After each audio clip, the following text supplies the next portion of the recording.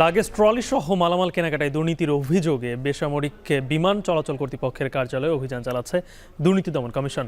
অভিযানের সবশেষ খবর জানাতে সরাসরি যুক্ত হচ্ছেন সহকর্মী নাজমুস সাকিব। সাকিব, অভিযান থেকে এখন পর্যন্ত কি কিছু পাওয়া গেছে আর কাউকে কি আটক করা হয়েছে কিনা?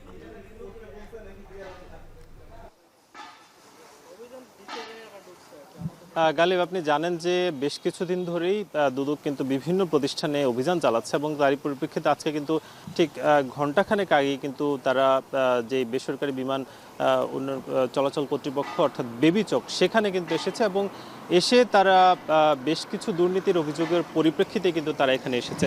একটু জানাতে চাই যে সাধারণত লাগেজ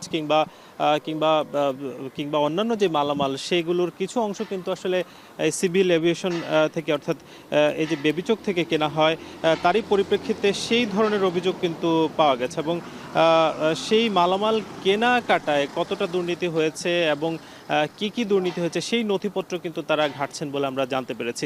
কিছুক্ষণ আগেই আসলে দুদকের কর্মকর্তাদের সঙ্গে কথা হচ্ছিল, তারা যেটা জানাচ্ছেন তারা এই মুহূর্তে কিন্তু বেবিচকের যে পুরাতন বিল্ডিংটা রয়েছে সেখানে কিন্তু প্রবেশ করেছেন। সেখানে কর্মকর্তাদের সঙ্গে কথা বলে কিংবা নথিপত্র দেখে তারা কিন্তু এটা দেখার চেষ্টা করছেন যে আসলে কতটা দুর্নীতি হয়েছে। ঠিক কিছুক্ষণ পরেই বেবিচকের যে নতুন বিল্ডিং অর্থাৎ সদর দপ্তর সেখানে কিন্তু তারা যাবেন এবং সেখানে গিয়ে তারা দেখবেন যে কতটা আসলে দুর্নীতি হয়েছে, এর বাইরেও আসলে কি দুর্নীতি হয়েছে।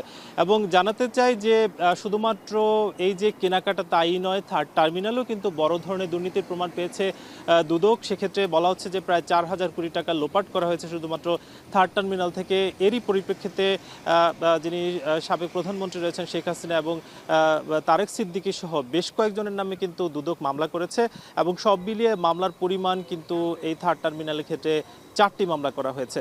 যদিও আমরা জানতে পেরেছি যে এই যে বিমানের এই যেই কেনাকাটা সেক্ষেত্রে কি দুর্নীতি হয়েছে সেই দুর্নীতি অনুসন্ধান কিন্তু এখনো দুদক চালিয়ে যাচ্ছে।